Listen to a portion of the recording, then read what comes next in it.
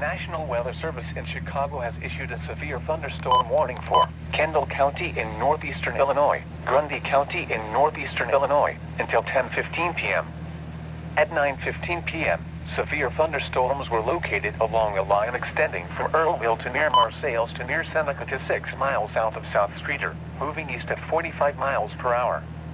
Hazard, 60 miles per hour wind gusts. Source, radar indicated. Impact, expects damage to roofs, siding, and trees.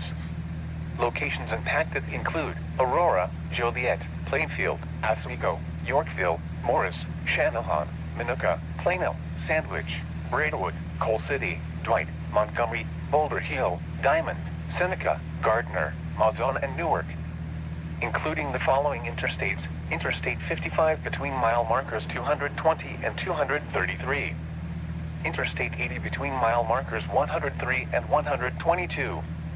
This includes Gedhardwood State Park, Grundy County Speedway and Fairgrounds, and William G. Stratton State Park.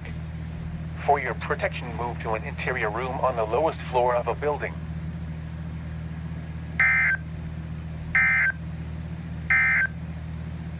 The current time is